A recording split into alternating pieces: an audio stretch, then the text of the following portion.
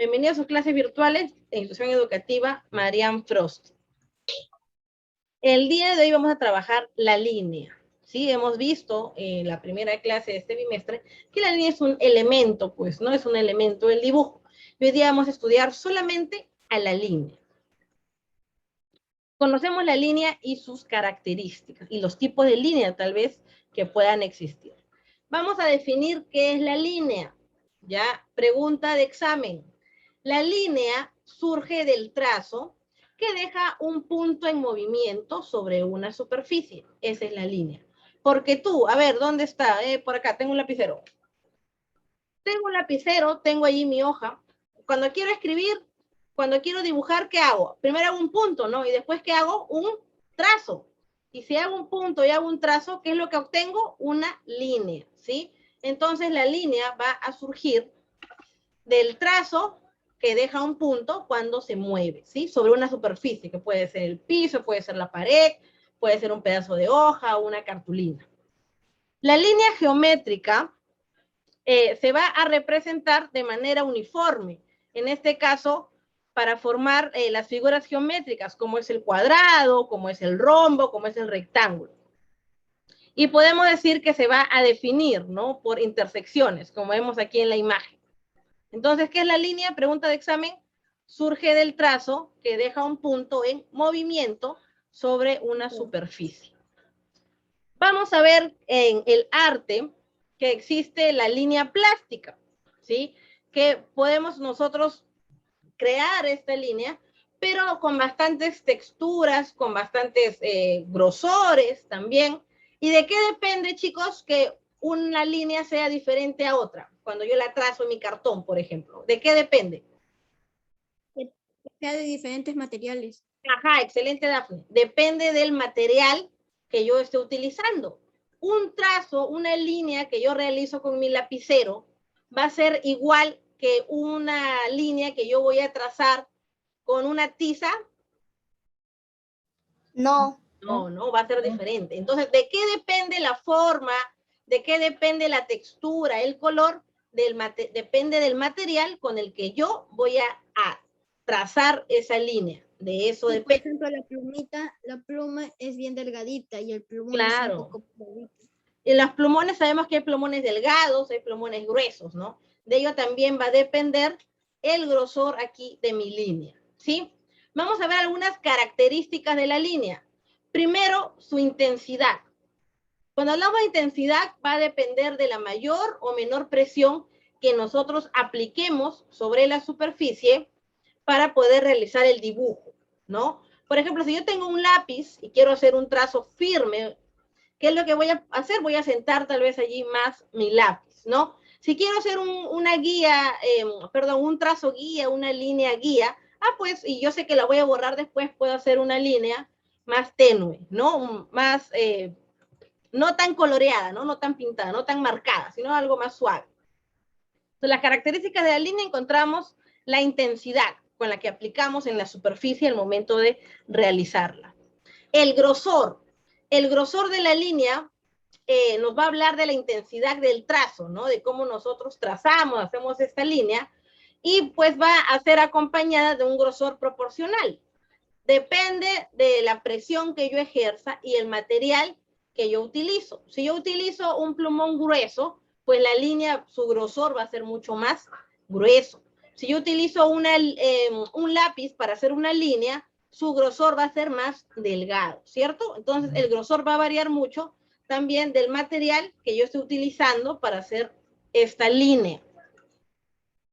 Color y uniformidad.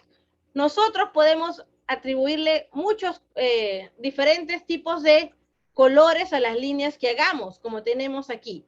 Aquí observamos líneas. Observo líneas de diferentes colores, observo líneas también gruesas, líneas más delgadas, ¿no? Pero todas son líneas al fin, ¿no, chicos?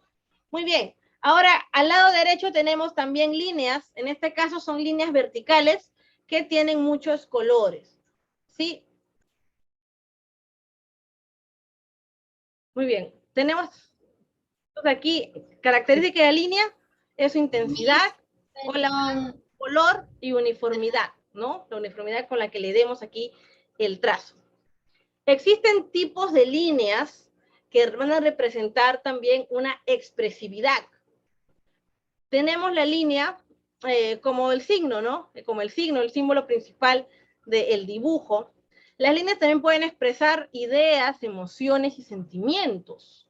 La línea está impregnada de la personalidad de la persona que la traza, ¿no?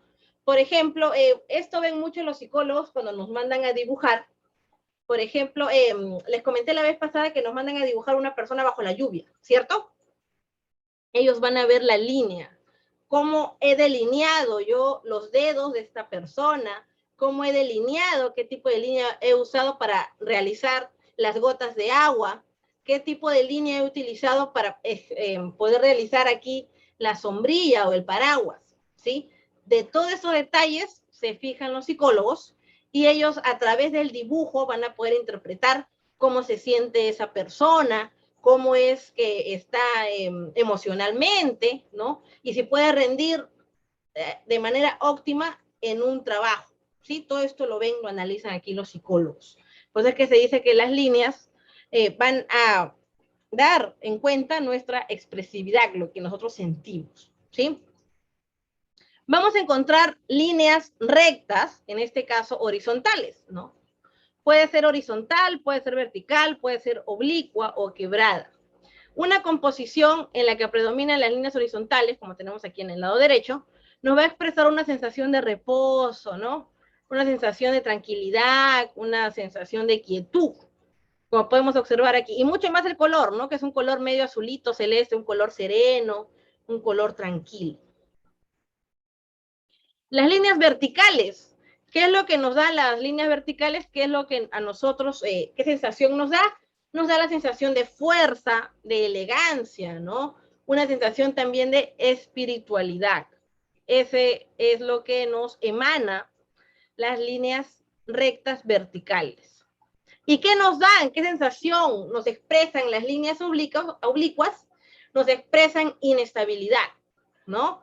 Y si son concurrentes, como vemos aquí, nos da la sensación de profundidad, ¿no? Nos da a entender que aquí en esta parte donde están unidas las líneas, está como que hundido, ¿no? Esa sensación nos da esta sensación visual en la que podemos apreciar gracias a estas líneas oblicuas. Existe también las líneas curvas. Las líneas curvas nos van a expresar movimiento, ¿no? Como vemos aquí, podemos ver al parecer una pelota, ¿no? Pero las líneas aquí circulares, las líneas curvas alrededor de ella nos dan esta sensación, ¿no? De que se está moviendo, de que está girando, de que está cayendo, ¿no? Esta pelota. La línea en el arte. En el dibujo y en la pintura, la línea se utiliza, ¿no? Como un instrumento principal para poder representar y poder dar la forma, para poder delimitar un elemento en el dibujo. También se utiliza como una guía para la composición de las diversas obras. Estas son llamadas líneas maestras o líneas fuerzas, que se va a estudiar todavía más adelante. Como observamos aquí, tenemos un dibujo, ¿no? Un dibujo simple, un dibujo sencillo. Pero, ¿qué sucede si le agregamos líneas, como lo ha delimitado en este caso el autor? Podemos observar, ¿no? Que se pueden delimitar aquí las líneas imaginarias, donde nosotros podemos dibujar y podemos dar aquí la proporción. Este es un claro ejemplo cuando queremos dibujar una cara. Si ustedes ven en YouTube, ven en TikTok, tal vez, cuando se quiere dibujar una cara, ¿qué hacemos primero? ¿Qué dibujamos? ¿Qué trazamos? ¿Dos? Una cruz. Exacto, una cruz, ¿no? Dos líneas.